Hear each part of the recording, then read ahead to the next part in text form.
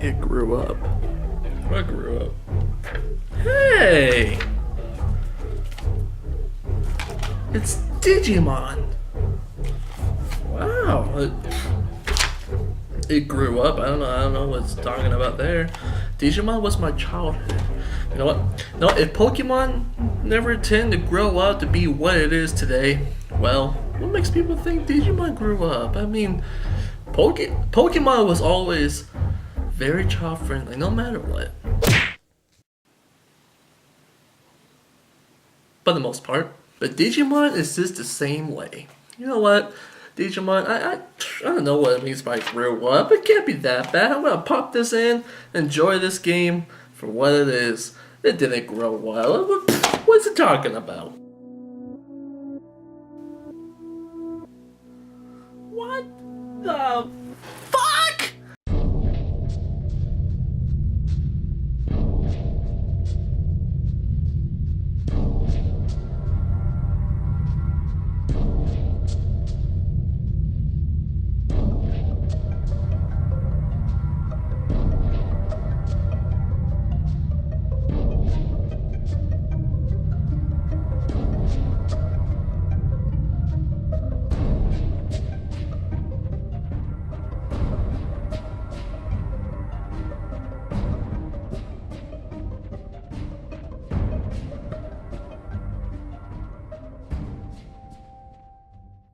How's it going, everybody? This is huskiesghost bringing you a new episode of Creepy But True Gaming. And here we are, guys, Season 6. You know, I know some of you will probably be looking at this be like, wow, Season 6 already?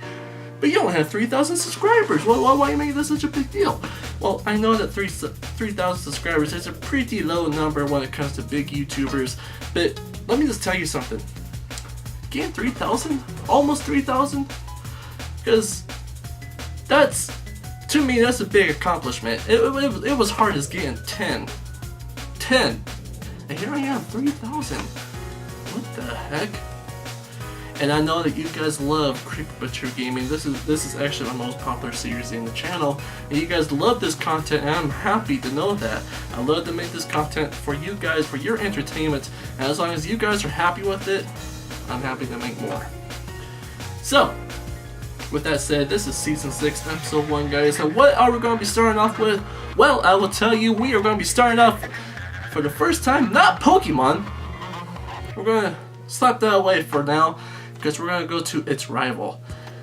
That's right, Digimon. We are going to be covering Digimon Story Cyber Sleuth. This game, this motherfucking game. Wow.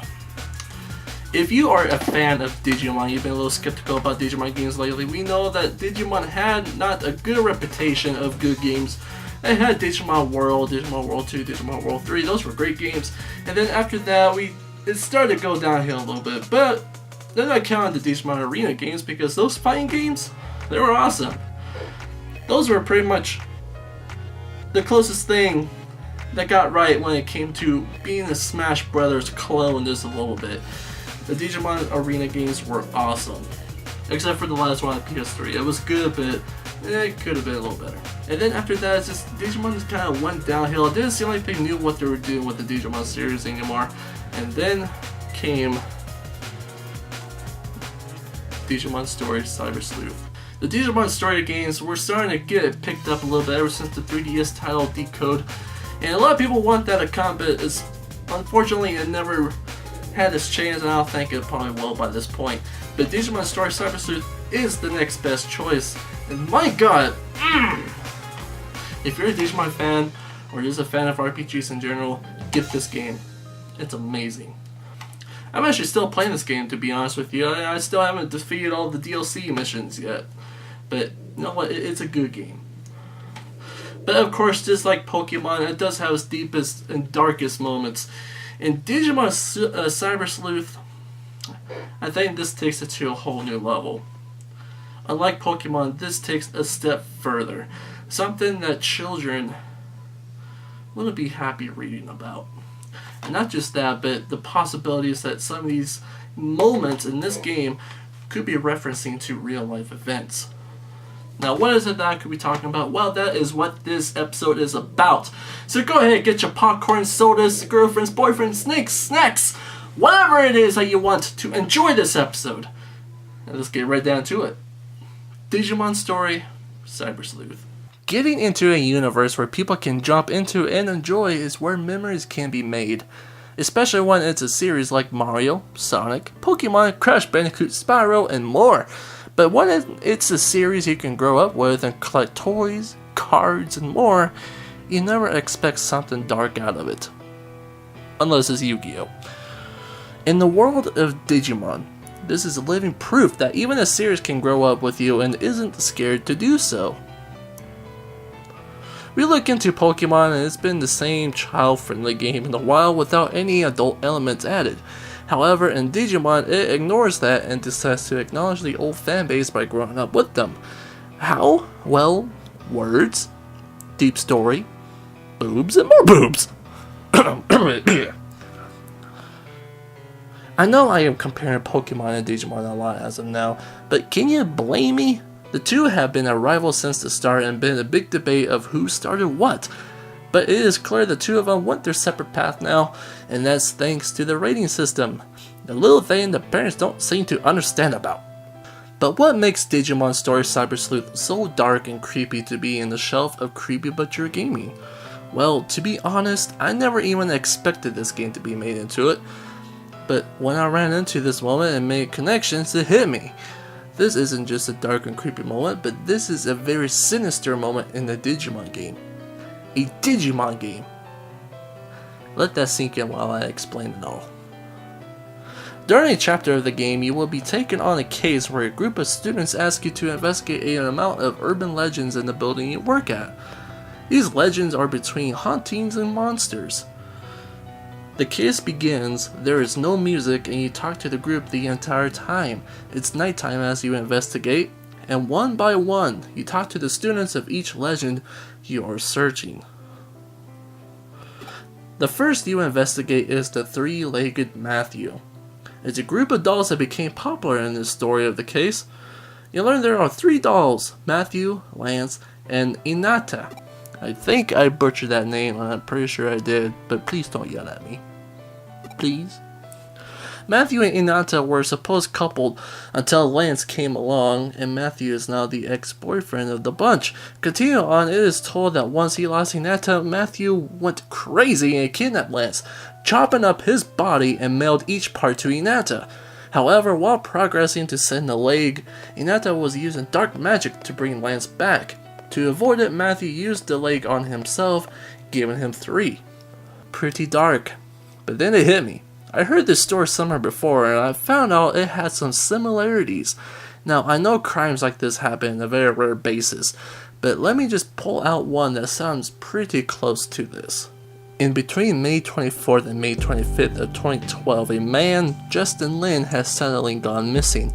A video then appeared on the internet titled "One Lunatic, One Ice Pick" was uploaded on bestgore.com. The video caused a sudden spark to talk and quickly reported to law enforcement. The video contained the man, Justin Lin, being tied naked onto a bed in a bondage way. And another man in the video can be seen hooded and holding an ice pick. The video contains the man stabbing Justin over and over, seeing him in absolute pain and slowly passing out, likely dying in blood loss. After the stabbing, it can be seen that the hooded man grabbing a knife and cut off the limbs of the body, including both legs, the head, and then arms. Some of the flesh is peeled and being eaten by the man and his dog. It's also soon after that he started having sex with the diseased torso, which is a sign of necrophilia. The pieces were then mailed in packages to selected areas, such as schools. The man was caught and arrested named Luca Maganota. Luca and Justin had a relationship, which means they were gay, yes. However, Justin broke up with Luca, and then this caused a possible motivation of the murder. The chances of this crime being related to inspire the urban legend story in Digimon Story Cyber Sleuth is maybe unlikely, but the similarities couldn't be passed up to ignore. What do you guys think? Moving on to the next legend in Digimon, yourself and the group of students look for a woman who goes by the name of Kata Kata. The story of Kata Kata in Digimon Story is a legend inspired by Tiki Tiki, another legend in the Digimon universe for what I know of. The story is of a woman who died in a train accident by losing her legs in the progress. She can travel by arm, attacking people by going 150 kilometers per second. When you meet Kata Kata, she will ask the question, "Do you need your legs?" And if you answer wrong, she'll snap off yours and use them of her own. That bitch. If you say, "I'm using them right now," she will agree and leave it at that. Pretty cooperative, right? Pretty simple. But it also sounds a bit like. There is a urban legend that became a big deal previously in Japan. The urban legend is around the slit-mouthed woman. It became such a fearful legend, some schools had to walk children home from their own safety as the slit-mouthed woman targets children and teenagers. If she caught you, she will be asking the question, "Am I pretty?" If you answer no, she kills you. If you answer yes, she will remove her mask and ask you if she is still pretty. If you say no, she cuts you in half. If you say yes, she will slit your mouth to be like hers and live. However, there is a cheat to escape. When she asks if she is pretty, say something confusing or throw money or candy at her and run away. She will be confused in a daze to give you time to escape. Digimon Story Cyber Sleuth is a great game, and I knew it was going to have some adult elements, but damn, this was never expected. But hey, at least the Connect 3 attack feels great.